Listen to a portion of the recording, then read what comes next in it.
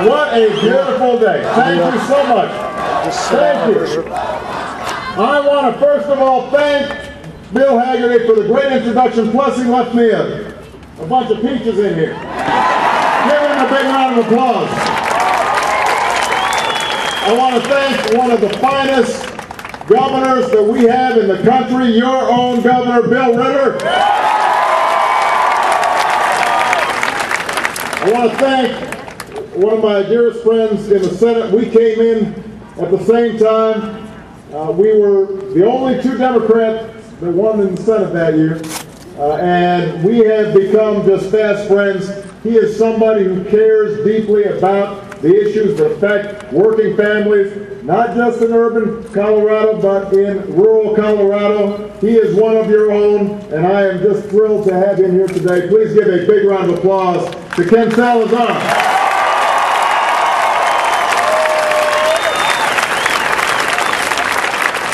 I want to thank Representative Kathleen Curry and State Senator Jim Iskar. And I want to thank the chairman of the Southern Ute Tribe, Clement Foster. You. And I want to thank all of you who are here today for just the incredible welcome that all of you have provided. You know, before I start, I want to mention that this morning we woke up to some very serious and some troubling news from Wall Street. And I've spent most of the morning with some of my economic advisors to talk about the consequences of the situation with Lehman Brothers and the other financial institutions. This is a serious, serious situation, as bad as anything that we've seen, and there's a lot of talk about how we're going to get the economy back on track and our financial institutions back on track. The last time we saw something like this was with the savings and loans crisis, and we are going to have a lot of rebuilding to do. It's generating enormous uncertainty about the future of our financial markets, and this turmoil is a major threat to our economy and its ability to create good-paying jobs and help working Americans pay their bills, to save for their future, and to make their mortgage. Today offers more evidence, Colorado, that too many folks in Washington and on Wall Street weren't minding the store. Well, for 8 years, we've had policies that have shredded consumer protections, that have loosened oversight and regulation, and encouraged outsized bonuses to CEOs while ignoring middle-class Americans. The result is the most serious financial crisis since the Great Depression. And I certainly don't fault Senator John McCain for these problems, but I do fault the economic philosophy he subscribes to. Because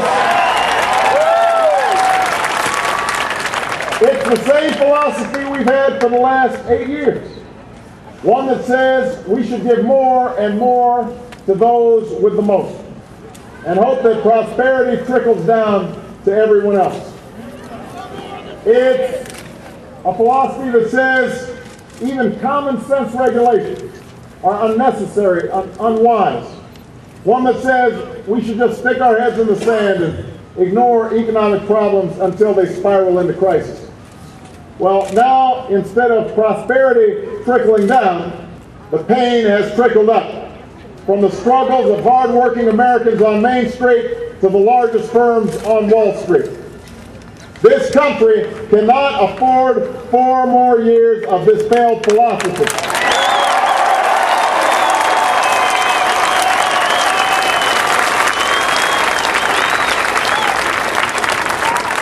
For years, I have called for modernizing the rules of the road to suit a 21st century American and a 21st century marketplace, rules that would protect American investors and consumers. And I've called for policies that grow our economy and our middle class at the same time. In 50 days, you, Colorado, will have the chance to bring about that change.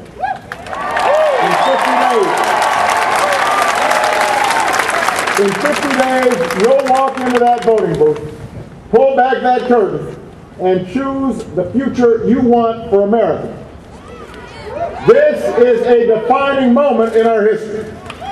A moment when our nation is in the middle of two wars. A moment when our economy is in turmoil. A moment where the very values that have made America what it is are being threatened by politics and policies in Washington. What's under assault in that city is nothing less than the idea that America is a place where you can make it if you try. That in this country, anyone with the drive and the will should be able to find a job that pays the bills and supports a family. That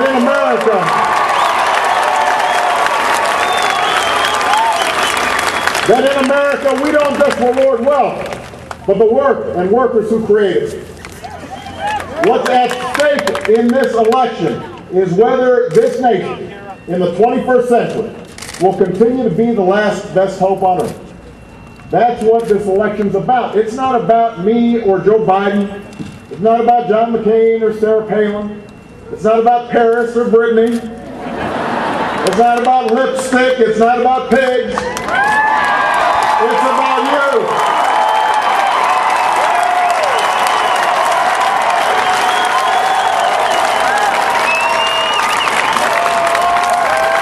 It's about whether you'll be able to sell your home for what it's worth, or put enough money away each week so that you can someday watch your child accept her college diploma. It's about whether you will finally have leaders who understand what's going on in the lives of people who haven't spent their lives in Washington. Leaders who haven't forgotten why we sent them there. Leaders who will fight for you now, in 2008, and in 2009, and in 2012 and 16.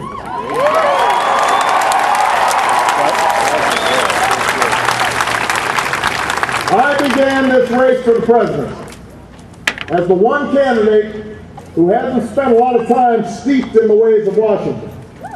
But I've been there long enough to know that if we want to keep the American promise, if we want to keep it alive, the ways of Washington must change. And they must change now. And that's why I'm running for President of the United States.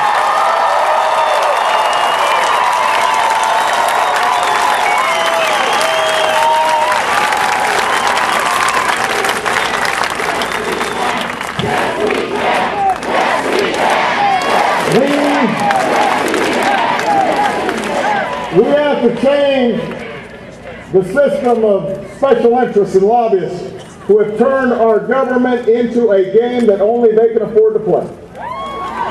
We must change the Karl Rove brand of politics that we've been seeing over the last few weeks. The politics that would divide this country just to win an election, where phony debates and false advertisements, lies and spin consume a campaign that should be about and must be about the great challenges of our time. We have to change the policies that have caused incomes to drop, jobs to disappear, home values to plummet, and healthcare costs to skyrocket. We have to change the policies that have devastated our middle class and shaken the foundations of our economy. We must end the policies of the last 8 years.